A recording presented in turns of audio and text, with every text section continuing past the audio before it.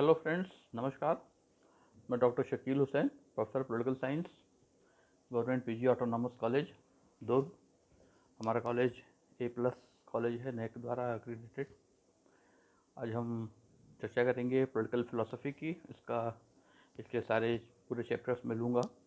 Political philosophy political science का सबसे important हिस्सा है, कोर सब्जेक्ट है, ये कोर थॉट है, कोर पेपर है। बल्कि अगर ये कहूँ कि पॉलिटिकल फ़िलासफ़ी ही पॉलिटिकल साइंस है तो बहुत अतिशयोक्ति नहीं होगी। मेजर हिस्सा पॉलिटिकल फ़िलासफ़ी से ही आता है।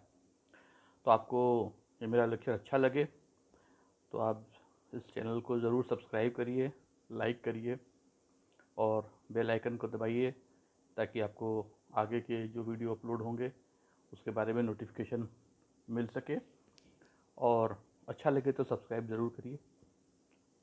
चलिए, तो इस पॉलिटिकल फ़िलासफ़ी को हम शुरू करते हैं। पॉलिटिकल फ़िलासफ़ी में सबसे पहले हम लेंगे पॉलिटिकल फ़िलासफ़ी का कॉन्सेप्ट। पॉलिटिकल पेपर का नाम है वेस्टर्न पॉलिटिकल थॉट। तो नाम पॉलिटिकल थॉट है, तो पॉलिटिकल थॉट की विशेषताएं, उसके फीचर्स यानी कि क्या क्या चीज़ें आते हैं और कॉन्सेप्ट क्या है पॉलिटिकल फ़िलासफ़ी का। तो पॉलिटिकल थॉट का जो कॉन्सेप्ट है उसको समझे बिना आगे बढ़ना थोड़ा मुश्किल होता है। तो इस कॉन्सेप्ट में थोड़ा सम्मिश्रण है, जिसको कभी political philosophy, political theory, political thought, इन सारे टर्म्स को एक मान लिया जाता है। और इस एक मानने की वजह से थोड़ी समस्या पैदा होती है। लिटरली शाब्दिक रूप से इन शब्दावलियों में इसमें थोड़ा सा अंतर है, और थोड़ा अंतर नहीं, बहुत मेजर अंतर है। क्योंकि अब हम इस सब्जेक्ट में आगे बढ़ रहे हैं तो उस अंतर को समझना ज़रूरी है। और इससे पहले हम आपको एक स्थूल क्लासिफिकेशन दे दें पॉलिटिकल साइंस का। क्योंकि जो बच्चे political science, political theory first year में नहीं पढ़े होते हैं, उनको पॉलिटिकल फ़िलासफ़ी सेकेंड ईयर में पढ़ने में या एमए में पढ़ने में थोड़ी सी दिक्कत जाती है। क्योंकि पॉलिटिकल साइंस जो है वो शुरू होता है जहाँ से, और अब तक लगभग सभी सब्जेक्ट में जैसे क्लासिफिकेशन होता है, 3 क्लासिफिकेशन होता है, एंशिएंट, मेडिवल और मॉडर्न। मैंने इसमें चौथा क्लासिफिकेशन जोड़ा है सॉरी, कंटेम्प्रेरी का। एंशिएंट, मेडिवल, मॉडर्न और कंटेम्प्रेरी। तो पॉलिटिकल फ़िलासफ़ी का इससे थोड़ा सा रिलेशन बनता है, क्योंकि पॉलिटिकल थॉट जो है इस पूरे फेज़ में है, from Greek period, ancient period to the contemporary period. तो कंटेम्प्रेरी पीरियड में जब हम आएंगे, थोड़ा सा 2 मिनट में आपको इसमें लूँगा कि एंशिएंट पीरियड जो है वो ग्रीक पीरियड है, यूनानी दर्शन, ग्रीक पॉलिटिकल फ़िलासफ़ी। इसमें सबसे बढ़िया किताब है सर अर्नेस्ट पार्कर की। उस किताब का नाम भी यही है, ग्रीक पॉलिटिकल थियरी, यूनानी राजनीतिक चिंतन, ग्रीक पॉलिटिकल थॉट। तो इस बेस्ट किताब है ये। हिंदी में भी उपलब्ध है और अंग्रेज़ी में भी उपलब्ध है। हिंदी दिल्ली माध्यम कार्यान्वयन निदेशालय इसको छाप करके बेचता है हिंदी में, और अंग्रेज़ी वाला PDF में भी शायद उपलब्ध है आपके इंटरनेट में। तो Greek political philosophy is ancient political thought from Greek to modern. Modern time starts from 15th century. From 1st AD to 15th century, this is a time is called medieval period. मध्यकालीन समय इसको बोलते हैं, पहली शताब्दी से लेकर के 15वीं शताब्दी तक का। ये 1500 साल का काल जो है वो पॉलिटिकल फिलोसफी में डार्क एज माना जाता है। डार्क एज इसलिए कि इसमें बहुत ज़्यादा political philosophy, political thought, theory पे बहुत ज़्यादा काम नहीं हुआ। ये क्रिश्चियनिटी का टाइम था, पूरे यूरोप में रिलीजन का डोमिनेंस था, पोप का डोमिनेंस था, पोप और चर्च और राज्य के बीच संघर्ष का समय था। इसलिए बहुत ज़्यादा विवेकपूर्ण काम, बहुत दार्शनिक काम नहीं हुए, इसलिए इसको डार्क एज कहते थे। 15वीं शताब्दी से, मैकियावेली के समय से, मैकियावेली के थोड़ा सा पहले से रेनेसां आता है, पुनर्जागरण काल। मैकियावेली, जीन बोना यहाँ से शुरू होते हैं, जो सब आपके पॉलिटिकल फिलॉसफी के पेपर में आप ये पढ़ेंगे इन सबको। तो यहाँ से जो शुरू होता है मॉडर्न पीरियड। अगर आप मॉडर्न पीरियड देखेंगे तो from 15th century to the 19th century, this 400 period और 400+ period is the golden time of any subject, not only for political science but for sociology, but for psychology, economics, even for natural sciences. This is the golden period, the Renaissance period. इसी renaissance period में विज्ञान और तर्क का बोलबाला था, और इसमें पॉलिटिकल फिलोसफी का मेजर हिस्सा आता है। आप पॉलिटिकल फिलोसफी में जितने भी दार्शनिक पढ़ेंगे वो ज़्यादातर दार्शनिक जो है इस समय में आते हैं, बोना से लेकर के मार्क्स तक, 19वीं सेंचुरी। अब ये जो 20वीं शताब्दी का समय है, मैं इसको कंटेम्प्रेरी पॉलिटिकल साइंस बोलता हूँ, आधुनिक 19वीं शताब्दी तक। क्योंकि contemporary political science is inherently different from earlier political science. 20th century political science is based on empirical research, on comparative analysis. That is called, it is political science. पहले वाला political philosophy ज़्यादा था, political thought ज़्यादा था। 20वीं शताब्दी वाला it is called political science. अब ये जब इस पर हमारा एक वीडियो है मॉडर्न पॉलिटिकल साइंस पर यूट्यूब में, मेरे चैनल को आप सब्सक्राइब करेंगे, नहीं भी करें तो मेरे नाम से आप सर्च कर लीजिए। बहुत डिटेल में मैंने इसको लिया है, लगभग 25 से 30 मिनट 35 मिनट का वीडियो है। तो मॉडर्न पॉलिटिकल साइंस, उसको काफ़ी मैंने डिटेल में लिया है। तो उसको अगर आप देखेंगे तो आपको बहुत सारी चीज़ें पॉलिटिकल साइंस की हिस्ट्री और उसको मॉडर्न पॉलिटिकल साइंस क्या है, क्यों है, ये पूरा उसमें डिटेल में आ जाएगा। तो जो चौथा समय है ये समकालीन समय है। प्राचीन राजनीतिक चिंतन, मध्यकालीन राजनीतिक चिंतन, आधुनिक राजनीतिक चिंतन और समकालीन राजनीतिक चिंतन हम जो ले रहे हैं, इसमें लगभग इस कॉन्सेप्ट में लगभग सभी आएंगे। तो पॉलिटिकल थॉट में सबसे पहली चीज़ क्या आती है, एक डिस्टिंक्शन मेक करना। We have to make a distinction between political philosophy, political thought and political theory. ये 3 टर्म है, राजनीतिक दर्शन, राजनीतिक चिंतन और राजनीतिक सिद्धांत। तो जो दर्शन होता है, फिलोसफी होती है, देखिए जितने भी फिलोसफर आप पढ़ेंगे आगे, Hobbes, Locke, Rousseau, Mill, Bentham, Green, Hegel, Marx, Kant, Bradley, Bosanquet, ये सारे फिलोसोफर्स हैं। थिंकर और फिलोसोफर में थोड़ा सा फर्क होता है। फिलोसफी में मेटाफिजिकल इसको बोलते हैं, थोड़ा सा कठिन शब्दावली है, हिंदी में कहेंगे उसको तत्व मीमांसा और ज्ञान मीमांसा। दर्शन में तत्व मीमांसा का मतलब होता है कि पदार्थ जो है, मैटर है, क्या है, क्यों है, और उसका डिडक्शन होता है, उसको बाकी चीज़ों से अलग, उसका प्यूरिफाइड होता है। तो if I call philosophy A thought of purity, एक शुद्धता का चिंतन होता है दर्शन। दर्शन में आप वस्तु का मूल स्वरूप देखने करते हैं। भारतीय दर्शन की जो, इंडियन फिलोसफी की जो परिभाषा है भारतीय दर्शन में, वो कहा जाता है कि दृश्यते इति अनेन दर्शनम, जो दिखाई दे वह दर्शन है। अब जो दिखाई दे, जो आंखों से दिखाई दे, वो दर्शन नहीं, जो आंतरिक दृष्टि से दिखाई दे। आंतरिक दृष्टि क्या होती है, यानी कि वस्तु का मूल स्वरूप दिखाई दे, जो वह उसका मूल स्वरूप है। जैसे अगर आप कोई अपने उपयोग की कोई चीज़ ले लें, हो सकता है कोई पौधा कोई ले लीजिए जो हमारे लिए बड़ा गुणकारी है, लेकिन वो दूसरे के लिए गुणकारी नहीं है। जैसे तुलसी है, तुलसी हमारे लिए तो बहुत गुणकारी है, हो सकता है किसी दूसरे जीव के लिए वो उतनी गुणकारी न हो, वो उसको देखता भी ना हो उसकी तरफ। तो ये तुलसी का जो वह मूल स्वरूप नहीं है जो हम देखते हैं, क्योंकि हम वह देखते हैं जो हमारे लिए उपयोगी है। तो फिलॉसफी में इसका इस चीज़ों का उसके साथ जो दूसरी संज्ञाएं होती, संज्ञाएं मतलब जो दूसरे गुण होते हैं उसके साथ, गुण हम आरोपित करते हैं, हम उसमें इम्प्लीमेंट करते हैं गुण को। गुण हमारी उपयोगिता होती है, गुण वस्तु में नहीं होते। हॉब्स कहता है पदार्थ में गुण नहीं होता है, बल्कि हमारी दृष्टि में गुण होता है। हम अपने हिसाब से उसकी उपयोगिता तय करते हैं। जो चीज़ हमारे लिए उपयोगी है वो दूसरे के लिए अनुपयोगी हो सकता है।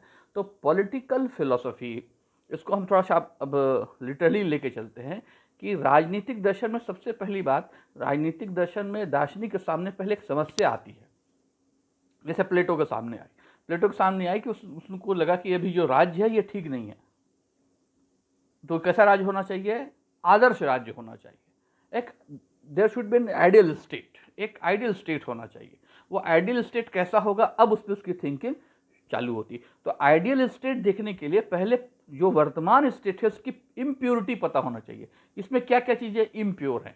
तो राजनीतिक दर्शन एक तो किसी समस्या से संबंधित होता है, और राजनीतिक समस्या से, उस राजनीतिक समस्या में सबसे पहले एक सब्स्टिट्यूट देने की कोशिश करता है, एक विकल्प देने की कोशिश करता है, और उस विकल्प का प्यूरेस्ट फॉर्म देखने की कोशिश करता है। जब उस प्यूरेस्ट फॉर्म में जाता है तब उसका कोई कोर आइडिया होता है, एक मूल विचार होता है, जैसे प्लेटो के दर्शन में अभी हम पढ़ाएंगे आपको, तो प्लेटो के दर्शन का जो मूल विचार है वह राज्य का आदर्श स्वरूप है, और राज्य का भी आदर्श स्वरूप नहीं, व्यक्ति की आत्मा का आदर्श स्वरूप है। और आप आम जीवन में भी देखते हैं कि व्यक्ति कुछ और बनना चाहता है लेकिन कुछ और बन जाता है। वो जो 3 इडियट वाला जो कॉन्सेप्ट है, ये कॉन्सेप्ट प्लेटो का दिया हुआ है कि व्यक्ति को वह बनना चाहिए जो इनहेरेंटली वो है, जो प्रकृति ने उसके अंदर डाल करके पैदा किया है, वह उसका प्योर फॉर्म है। और वह प्योर फॉर्म कैसे मिलेगा उसका प्रोसेस बताता है वो। तो ये जो पॉलिटिकल फिलॉसफी है, इसमें एक राजनीतिक समस्या होती है, उस समस्या का एक आदर्श स्वरूप देखने की कोशिश की जाती है, उस आदर्श स्वरूप को ढूंढने की कोशिश की जाती है, और जो अनादर्श स्वरूप होता है, जो इम्प्योर फॉर्म होता है, उसकी इम्प्योरिटी को सिद्ध करने की कोशिश की जाती है। और कोशिश नहीं की जाती बल्कि की जाती है। उसके बाद तब एक सब्स्टिट्यूट दिया जाता है। प्लेटो ने पुराने राज्य की दुर्बलताएं बताई, उसके बाद एक मॉडल स्टेट, एक आइडियल स्टेट का कॉन्सेप्ट उसने दिया। तो ये जो प्योरेस्ट फॉर्म होता है थिंकिंग का, फिलॉसफी और चिंतन, थॉट और पॉलिटिकल फिलॉसफी में एक यही मेजर अंतर है। उस अंतर को आप चाहे तो लिख भी सकते हैं कि सारा thought, every political thought, every political philosophy consists political thought, but every political thought cannot be called political philosophy. हर राजनीतिक चिंतन राजनीतिक दर्शन नहीं कहा जा सकता, लेकिन हर राजनीतिक दर्शन में राजनीतिक चिंतन होता है। रेने देकार्त नाम का एक मैथमेटिशियन है जो पहले फिलोसोफर है, वो कहता है मैं सोचता हूं इसलिए मैं हूं, I think therefore I am. यानी कि हमारा कुछ भी होना हमारे सोचने पर निर्भर है। प्लेटो भी यही मान के चलता है। जब आप कोई भी फिलोसोफर, जब आप सोचेंगे, आइडिया कंसीव करेंगे, आपके सामने प्रॉब्लम आएगी, वो कहाँ आएगी? विचार में आएगी। तो thinking is must, thought process is must. Thought process से ही निकलेगा क्या? वो आइडियल आइडिया। अब ये थॉट प्रोसेस में फिलोसफी के कुछ स्टेजेस होते हैं, कुछ मेथोडोलॉजी हो जिसको हम इंडक्टिव और डिडक्टिव मेथड कहते हैं। तो ज़्यादातर फिलोसफी में डिडक्शन होता है, इंडक्शन इंपेरिकल रिसर्च में होता है। तो डिडक्शन का मतलब क्या होता है कि थोड़ा सा उसको मतलब फिलोसफिकल टर्म में समझना जटिल होता है। जैसे एक बहुत बड़े बड़े फिलोसफर हुए हैं, बाद में 20वीं सेंचुरी में दर्शन शास्त्र में पढ़ते हैं कि कोई चीज़ का होना उसके न होने पर निर्भर है। जैसे सत्य है, तो सत्य इसलिए सत्य है क्योंकि वह असत्य नहीं है। अगर असत्य नहीं होता तो सत्य के होने की जरूरत ही नहीं थी। जो होता सब क्या होता? सत्य होता। सदा सत्य बोलना चाहिए। It means there is a fake thing, false thing. असत्य है इसलिए ये कहने की जरूरत पड़ रही है कि सदा सत्य बोलना चाहिए। अब यह सत्य का क्या वास्तविक स्वरूप है? क्योंकि सत्य होना असत्य होने पर डिपेंडेंट है। अगर असत्य नहीं होगा तो सत्य भी नहीं होगा। असत्य है इसलिए सत्य बोलने के लिए कहा जाता है कि आदर्श स्वरूप क्या है? सदा सत्य बोलना चाहिए। इसलिए जब फिलोसोफर जो फिलोसफी देता है तो वो इस लेवल की फिलोसफी देता है। आदर्श राज्य बताने के लिए उसको आदर्श राज्य का जो बुरा रूप है उसको उसमें से रिड्यूस करना पड़ता है, पहले उसका विवरण देना पड़ता है। और ये तमाम जितने भी हम आगे पॉलिटिकल फिलोसफी में फिलोसफर्स को लेंगे उसमें ये प्रोसेस कंपल्सरली आपको दिखाई देगी। पहले वो जैसे हॉब्स लेता है तो पहले वो राज्य के दैवी सिद्धांत की आलोचना करता है, फिर वो समझौतावादी सिद्धांत देता है। तो जब आप नई थियरी देते हैं, नया थॉट लेके आते हैं, तो वो पुराने थॉट से पहले उसको अलग करना पड़ता है। तो पॉलिटिकल फिलोसफी पॉलिटिकल थॉट से इसलिए अलग है कि it is higher than political thought. Political thought a certain level of thinking है, लेकिन political philosophy it is beyond certain level of thinking. It is the purest form of thinking that is called philosophy, or that is called political philosophy in terms of polity. Philosophy is different thing, but if we are talking about polity, about state, then it is called political philosophy. The political philosophy is higher thinking, it is the purest form of thinking rather than political thought. Political thought, अब हम आते हैं political thought, राजनीतिक चिंतन क्या है। इस पर जो मेरी पीपीटी है उसको भी देखिएगा, उसको भी रख करके एक मैं छोटा लेक्चर बनाऊंगा, क्योंकि बहुत सारे लोग उसी को पसंद करते हैं, पीपीटी के साथ जो पॉपअप में प्रोफेसर रहते हैं और उसको देख देख के पढ़ाते हैं। देख देख के पढ़ाने की मेरी आदत नहीं है। स्पॉन्टेनियस जो बातें आती हैं, मैं जो बोल रहा हूँ, मैं सोच के नहीं बैठा था कि आपको ये चीज़ें बताऊँगा। एक लीनियर थॉट होता है कि ये चीज़ आपको बतानी है, थॉट प्रोसेस के दौरान जाता है, वो बेहतर ज़्यादा होता है मेरे हिसाब से। वो पीपीटी भी हमने प्रोवाइड कर दी अपने स्टूडेंट्स को। आप मतलब इस पर भी एक लेक्चर मैं बनाऊंगा। एनीवे, तो पॉलिटिकल थॉट जो होता है, पॉलिटिकल थॉट क्या होता है, राजनीतिक चिंतन क्या होता है। राजनीतिक चिंतन में थोड़ा सा प्रॉब्लम थोड़ा सिंप्लीफाई होती है। वहाँ आइडियल स्टेट की बात की जा रही है, कहाँ, पॉलिटिकल फिलॉसफी में। अब थॉट में आइडियल स्टेट का उसका क्लासिफिकेशन भी होता है। तो आप कह सकते हैं कि राजनीतिक चिंतन, चिंतन की वह अवस्था है, मैं परिभाषा के तौर पे जैसे बता रहा हूँ आपको, क्योंकि अल्टीमेटली तो आंसर लिखना पड़ता है ना, केवल सुनने या बात करने से तो बनेगा नहीं, आंसर आपको शब्दों में लिखना पड़ेगा। कोशिश करना चाहिए कि आंसर की जो शब्दावली है वो हमारी अपनी होनी चाहिए। इसलिए लेक्चर सुन के, किताब पढ़ करके notes banana, that is the best method of learning. आजकल तो सब शॉर्टकट और रेडीमेड चीज़ों का ज़माना है। रेडीमेड चीज़ों का ज़माने की वजह से क्या हो रहा है कि जो बच्चे दिल्ली वगैरह जाते हैं कोचिंग पढ़ने पॉलिटिकल साइंस के, मैं देखता हूँ कि बताते हैं 2-2 लाख रुपया लगता है कोचिंग का, और इतनी गलत सलत चीज़ें पढ़ाई जाती हैं बहुत सारी कोचिंग में। मैं किसी का नाम नहीं लेना चाहता, कि मुझे बड़ा अफसोस होता है। एक बहुत बड़ी कोई एक कोचिंग है, उनको सुन लिया मैं उसका यूट्यूब में कि पॉलिटिकल फिलॉसफी, पॉलिटिकल थ्योरी का कोई संबंध नहीं है। तो मैं क्या बताऊँ कि मुझे कैसा लग रहा था। पॉलिटिकल थियरी पॉलिटिकल फिलॉसफी से ही पैदा होती है। अगर हॉब्स नहीं रहेगा तो संप्रभुता का सिद्धांत ही नहीं रहेगा। अगर बोंदा, हॉब्स, ऑस्टिन ये नहीं रहेंगे तो थियरी ऑफ सॉवरेंटी पैदा कहाँ से आएगी। ये हॉब्स ने बताया ना, जो जीन बोदा ने पहली बार दिया संप्रभुता का सिद्धांत। बोंदा नहीं होता तो संप्रभुता का सिद्धांत पढ़ते क्या, हम नहीं पढ़ते। तो ये कहना कितनी कलबंदी की बात है कि थियरी और थॉट का कोई संबंध नहीं। तो राजनीतिक चिंतन, चिंतन की वह अवस्था है जिसमें उसी राजनीतिक समस्या, जैसे राज्य और व्यक्ति के संबंध, राजनीतिक संस्थाएं, राजनीतिक अवधारणाएं, इन पर विचार किया जाता है और इनके बारे में कोई सॉल्यूशन देने की कोशिश की जाती है। तो थॉट एक स्टेज ऊपर अगर नहीं गया तो वो पॉलिटिकल थॉट कहलाता है, फिलॉसफी नहीं है। बहुत सारे थिंकर ऐसे हैं जो जिनका पॉलिटिकल थॉट है, लेकिन उनको फिलोसोफर कंसिडर नहीं किया जाता है। एक बड़ा मेजर नाम है निकोलो मेकियावली का। मेकियावली ने द प्रिंस लिखा, और द प्रिंस मतलब गजब की किताब है। लेकिन बहुत सारे लोग और बहुत बड़े लोग मेकियावली को फिलोसोफर नहीं मानते हैं, थिंकर मानते हैं। उसका थॉट है, उसने जो ह्यूमन नेचर के बारे में लिखा, जिन चीज़ों के बारे में द प्रिंस ने लिखा, एक शासन की कला के बारे में, मतलब art of governance, art of rule क्या है उसके बारे में उसने लिखा। But that is not philosophy. उसमें एपिस्टेमोलॉजी नहीं है, उसमें ऑन्टोलॉजी नहीं है। ऑन्टोलॉजी का मतलब होता है तत्व विज्ञान। तत्व के बारे में चर्चा नहीं करता, जब प्लेटो का चिंतन ही तत्व से शुरू होता है। तो प्लेटो जब मैं भी आपको पढ़ाऊंगा अगले वीडियो में, आपके उस पर लेंगे क्लास, तो प्लेटो का पूरा चिंतन शुरू होता है the concept of idea, Hindi में उसको आकार बोलते हैं। और राजनीतिक चिंतन में हम नहीं पढ़ते हैं, वो फिलोसफी पढ़ते हैं, लेकिन उसके बारे में जाने बिना हम आगे नहीं पढ़ पाएंगे, आगे नहीं बढ़ पाएंगे।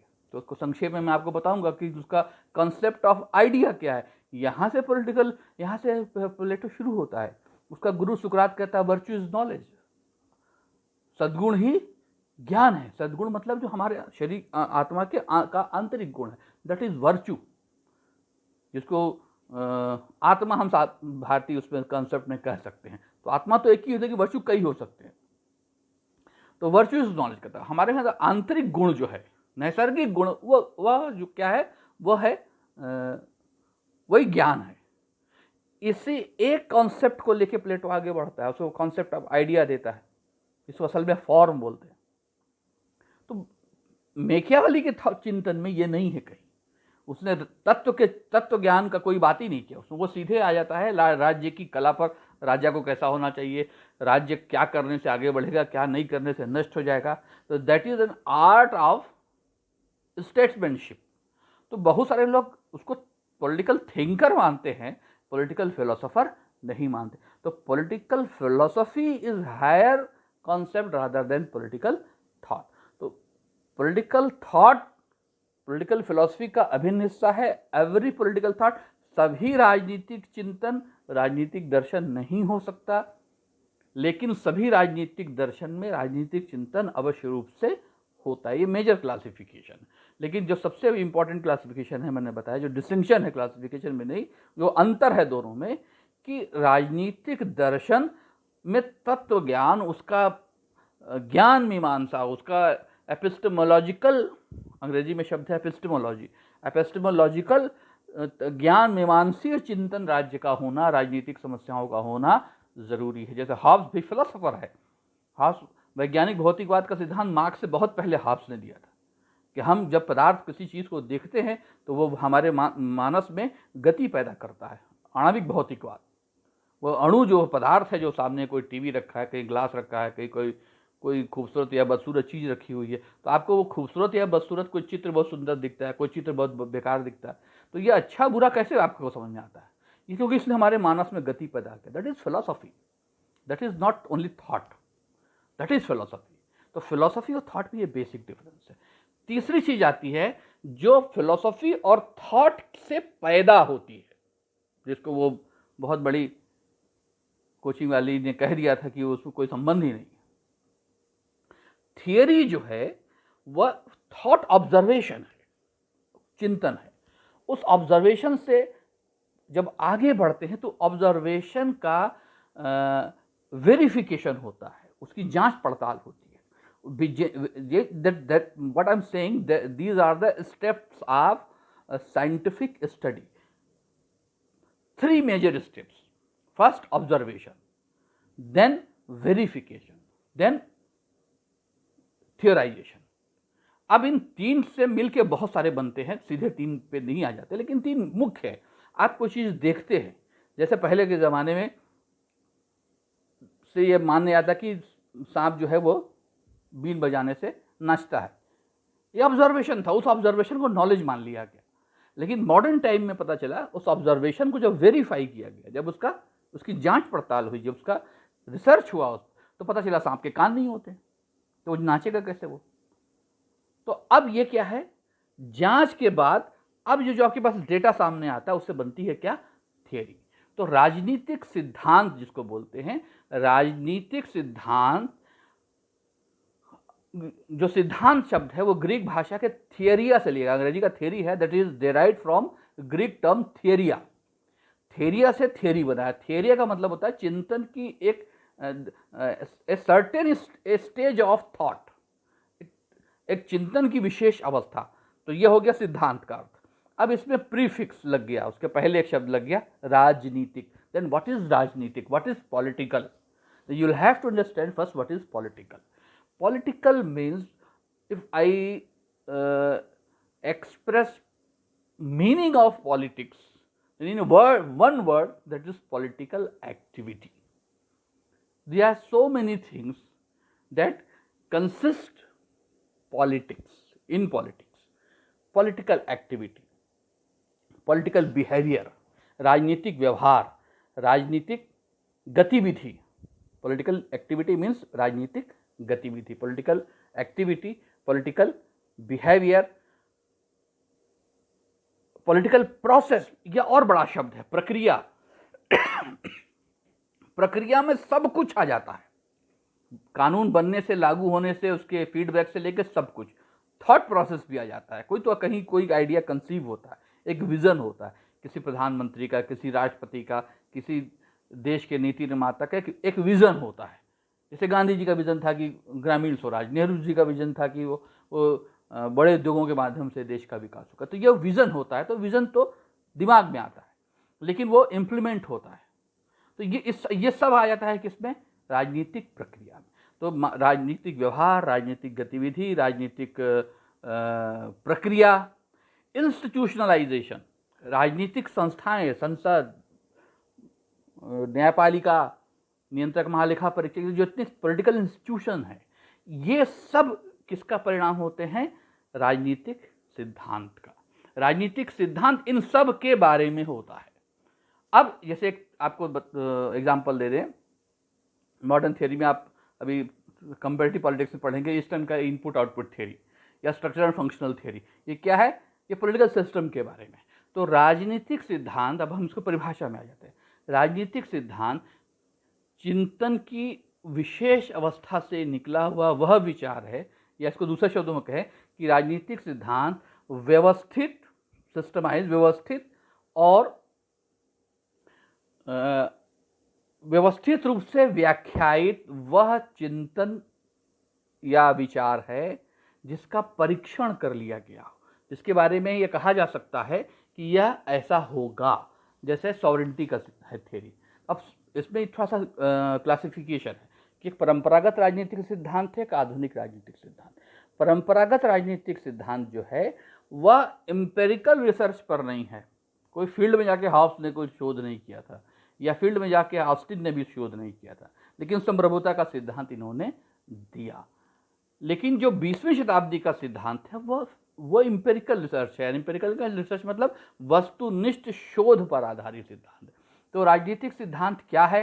राजनीतिक सिद्धांत का उत्थान और राजनीतिक सिद्धांत का पतन, इस पर 2 वीडियो मेरे यूट्यूब में है, कॉलेज की वेबसाइट में भी हमारे हैं मेरे नाम से। वहाँ हमारे कॉलेज की वेबसाइट में हमारे जितने भी कोलीग्स हैं, प्रोफेसर्स हैं, उनके नाम से उनका पोर्टल है। उसमें सब उनके जितने भी वीडियो हैं, एकेडमिक वीडियो, लेक्चर वीडियो, वो सब उसमें है। तो आपको दोनों जगह मिल जाएगा, यूट्यूब पे भी मिल जाएगा। वहाँ पॉलिटिकल थ्योरी क्या है बहुत डिटेल, इसलिए मैं अभी बहुत ज़्यादा इसमें डिटेल में नहीं जाऊँगा, केवल आपको रिलेशन बता दे रहा हूँ। अगर आपको डिटेल देखना हो तो वो 20 मिनट का अकेला केवल पॉलिटिकल थ्योरी पर वीडियो है, और लगभग उतना ही उससे ज़्यादा का decline of political theory and reestablishment of political theory, राजनीतिक सिद्धांत का पतन और राजनीतिक सिद्धांत का पुनर्जीवन। ये सिविल सर्विस के सिलेबस में भी है, ये नेट के भी सिलेबस में है। And this is the most important chapter, decline of political theory and reestablishment of political theory.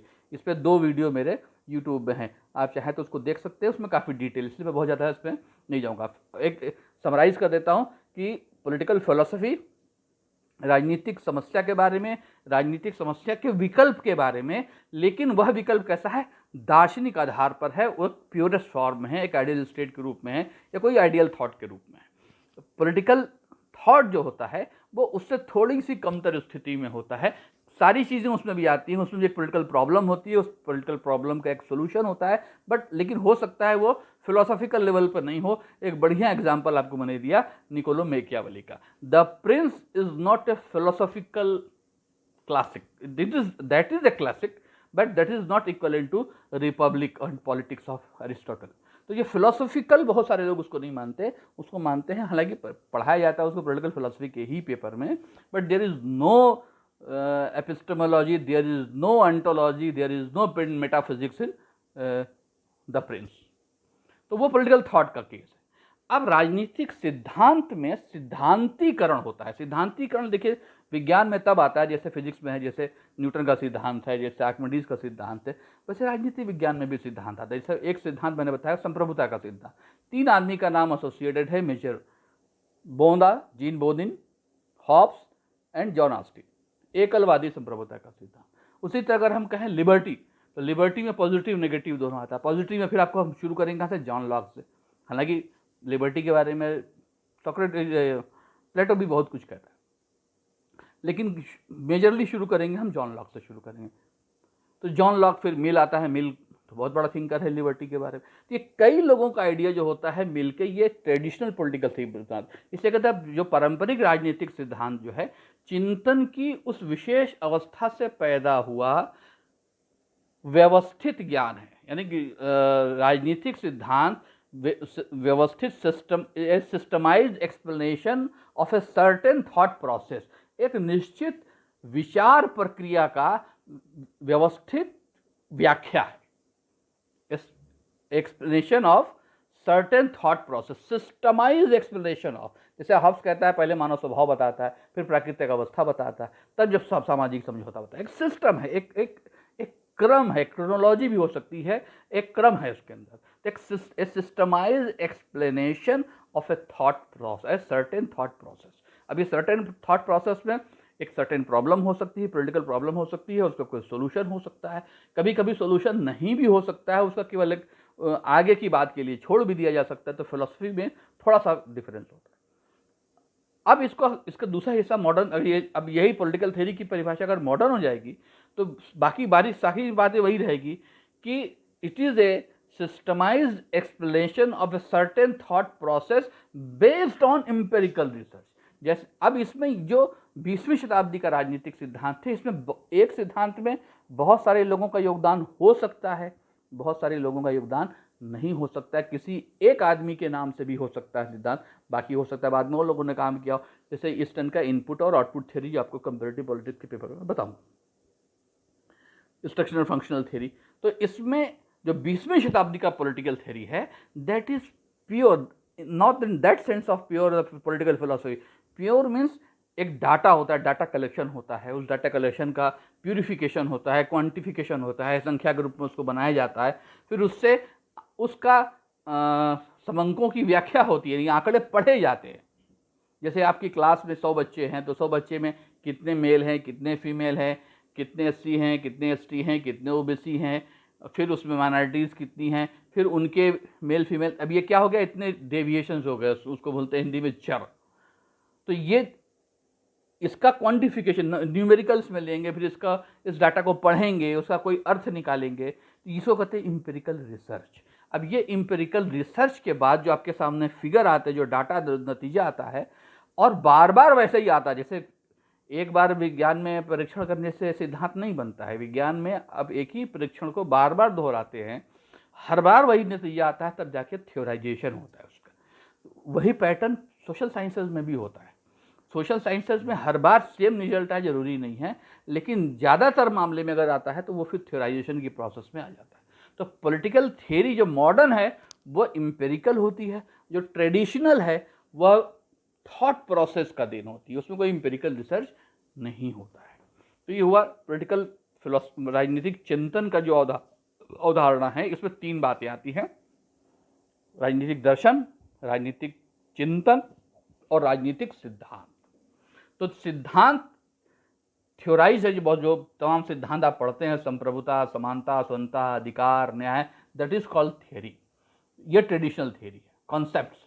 अब जो कंपैरेटिव पॉलिटिक्स में थ्योरी पढ़ते हैं, वो थ्योरी आ जाती है किसकी, एम्पिरिकल रिसर्च की। तो उम्मीद है ये बात आप तक माने कॉन्सेप्ट क्लियर हुआ होगा कुछ आपका, और थियरी के बारे में वो दोनों वीडियो अगर आप देख लेंगे तो बहुत लाभ होगा आपको, क्योंकि केवल थियरी पर मैंने वो 2 वीडियो बनाए हैं, पॉलिटिकल थियरी क्या है और पॉलिटिकल थियरी का decline of political theory and reestablishment of political theory. इसके बाद हम पॉलिटिकल फिलोसफी पर आएंगे और उसका एक एक करके चैप्टर हम सोक्रेटिस और प्लेटो से शुरू करेंगे। धन्यवाद। अगर आपको लेक्चर फिर कर रहा हूँ पसंद आया होगा तो आप सब्सक्राइब करिएगा चैनल को और बेल आइकन दबाएंगे, जिससे आपको आगे का नोटिफिकेशन मिलता रहेगा। धन्यवाद।